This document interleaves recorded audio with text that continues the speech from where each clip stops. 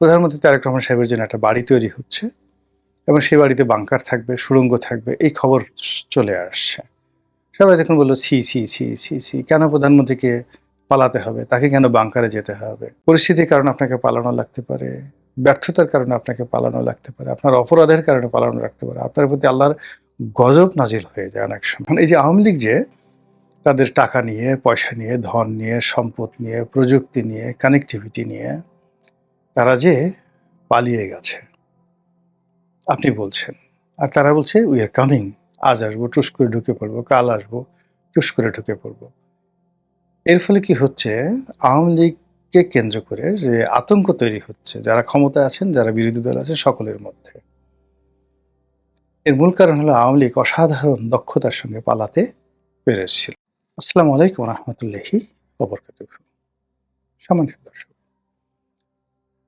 আজকে যে বিষয়টি নিয়ে আলোচনা করব সেটা হলো পালানো নিয়ে। কখন পালাবেন, কেন পালাবেন, কিভাবে পালাবেন? এই পালানোর যে ঐতিহাসিক কাহিনী, বিশেষ করে রাজনীতিতে যে পালানোটা কতটা অপরিহার্য, এমন ধরুন এই যে আজকের যে টপিকটা, ঠিক এরকম টপিক নিয়ে আমি অন্তত 10 বার লিখেছি। মানে একবার যে পত্রিকায় কলামগুলো লিখেছি, আনুমানিক 2000 শব্দ, তো 10,000 শব্দ লিখেছি। আবার বিভিন্ন জমাতে, শেখ হাসিনার জমানাতে এরকম যখন কন্টেন্ট করেছে, এরকম পালানো নিয়ে আজকে যে বিষয়গুলো নিয়ে বলবো, ঠিক এইভাবে 10-12 বার বলেছি। জনাব ইউনূস সাহেবের জমানাতে এরকম 10-12 বার বলেছি, আর তারেক রহমান সাহেবের জমানাতে এই প্রথম বললাম। একই কথা, কিন্তু স্মরণ করিয়ে দেওয়া মানুষকে, এবং এটা খুবই গুরুত্বপূর্ণ। এটা যে বর্তমান যারা শাসক তাদেরকে ইন্ডিকেট করে বলা, নট লাইক দ্যাট। এটা আপনার জন্য প্রযোজ্য, আমার জন্য প্রযোজ্য, সবার জন্য প্রযোজ্য। অর্থাৎ মানুষ যদি পালানোর কথা চিন্তা করে, পালানোর পরিণাম চিন্তা করে, কি কারণে মানুষ পালায়, সেটা যদি ভাবে, তাহলে আসলে একজন মানুষকে পালাতে হয় না। এই গেল একটা কথা। দ্বিতীয় কথা হলো যে আমাকে যেকোনো মুহূর্তে, যেকোনো পর্যায়ে, নিয়তির নির্মম পরিহাসে হোক, আপন কর্মগুণে হোক, পালানো লাগতে পারে, প্রয়োজন হতে পারে।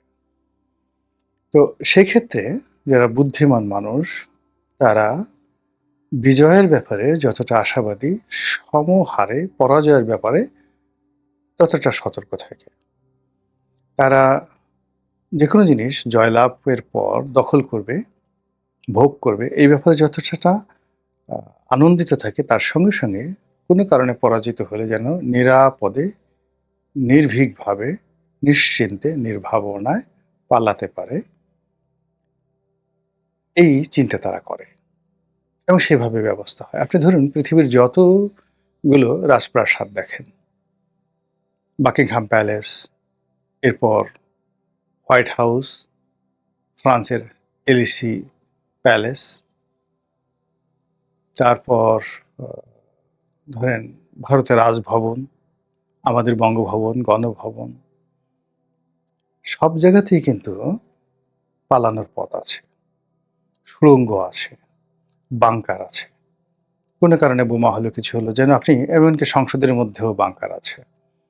তো এই বাংকারের মধ্যে আপনি পালিয়ে থাকবেন নির্দিষ্ট সময়, এবং ওই বাংকারের ভিতর দিয়ে আবার আলাদা গুপ্ত সড়ক আছে, যেটা দিয়ে আপনি একটা নিরাপদ দূরত্বে গিয়ে পালিয়ে যাবেন। এবং এটার ডিজাইন একেবারে নির্দিষ্ট কিছু লোকের হাতে সিক্রেটলি থাকে। যেমন বলা হয় না, সরকারের সিক্রেট সার্ভিস, তো এই গোপন সংস্থা থাকে, তাদের হাতে এই জিনিসগুলো থাকে, এর বাইরে অন্য কেউ জানতে পারে না। এমনকি যিনি প্রধানমন্ত্রী হন বা যিনি রাষ্ট্রপতি হন, তিনিও এই জিনিসগুলো জানেন না। যখন এই ধরনের ক্রাইসিস হয়, পালানোর প্রয়োজন পড়ে, তখন সেই রাষ্ট্রের কর্তা ব্যক্তিরা এই কাজগুলো করেন।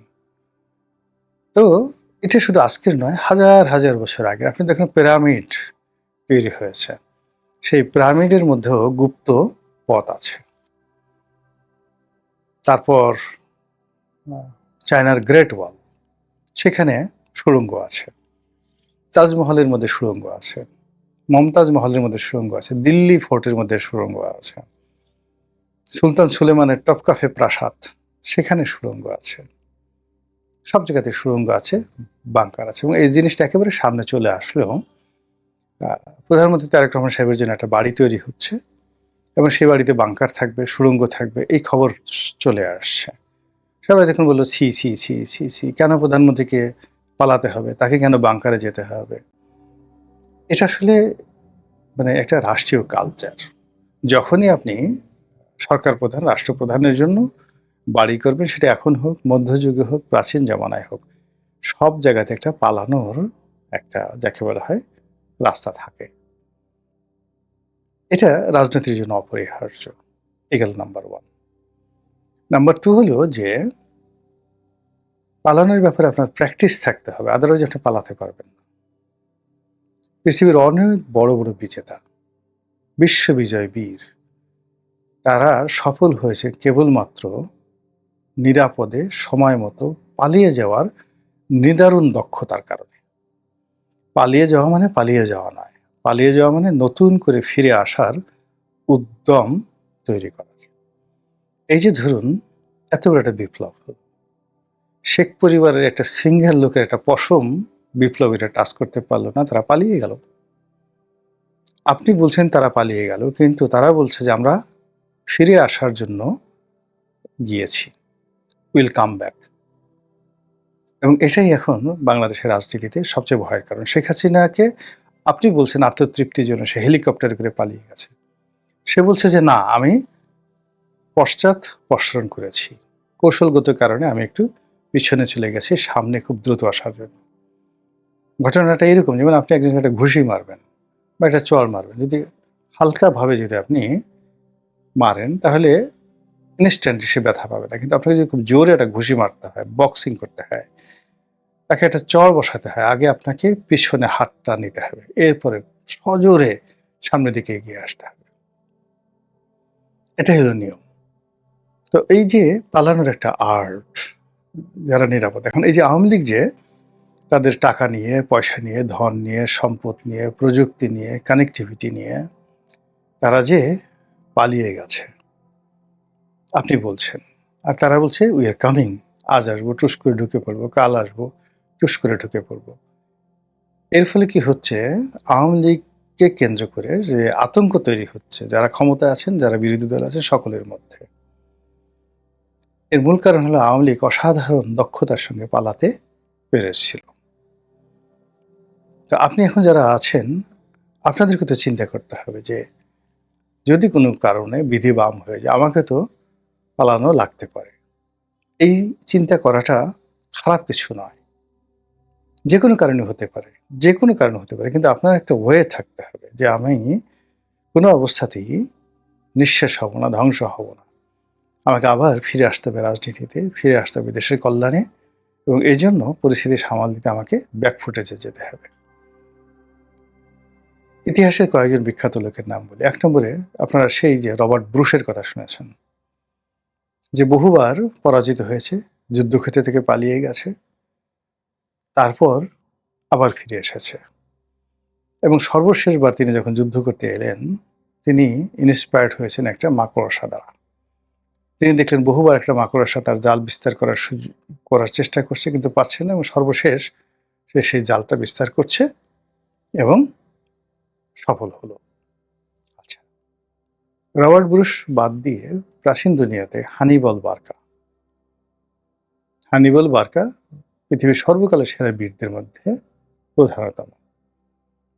তিনি যে কাজটি করতে পারতেন, প্রয়োজনে তিনি পশ্চাৎপদ হতে পারতেন, পশ্চাৎপসরণ যেটাকে বলা হয়, যুদ্ধক্ষেত্র থেকে পালিয়ে যেতে পারতেন, আর দ্বিগুণ, তিনগুণ, চতুর্গুণ শক্তি নিয়ে আবার ফিরে আসতে পারতেন।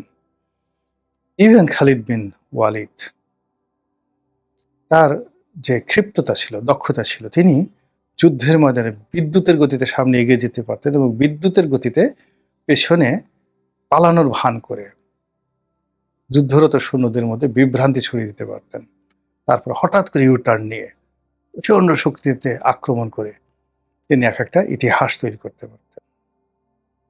আর আমাদের পাক ভারত উপমহাদেশের বিখ্যাত শেরশাহ, শেরশাহ দ্য গ্রেট।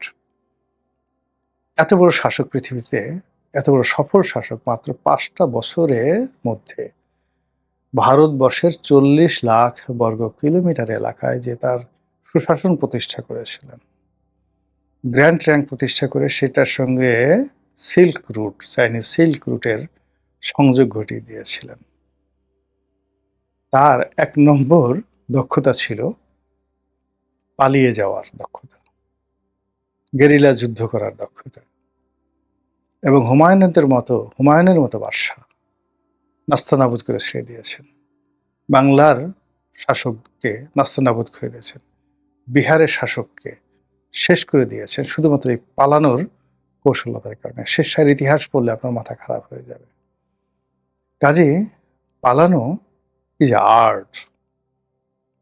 এই আর্ট মানুষকে শিখতে হবে।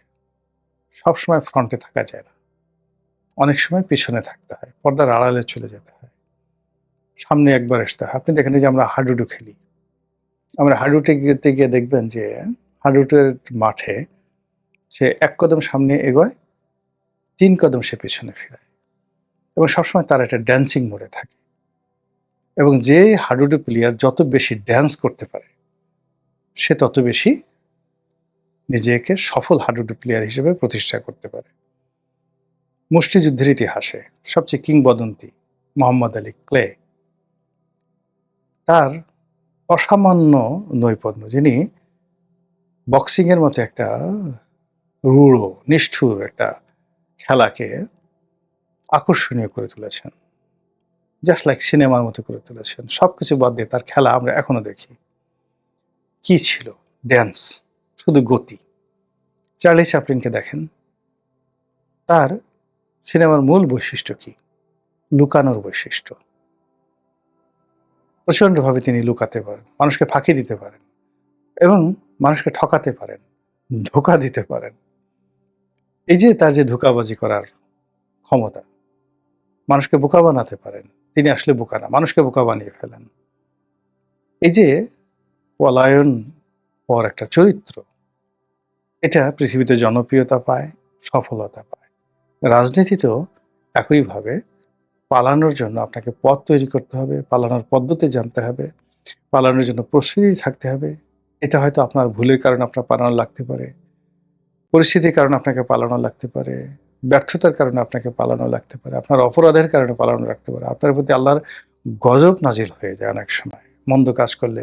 রাষ্ট্র ক্ষমতায় থেকে মানুষ যদি মানে জনগণের হক নষ্ট করে, আল্লাহর হক নষ্ট করে, তাহলে এমন পরিস্থিতি তৈরি হয়, গজব এসে যায়।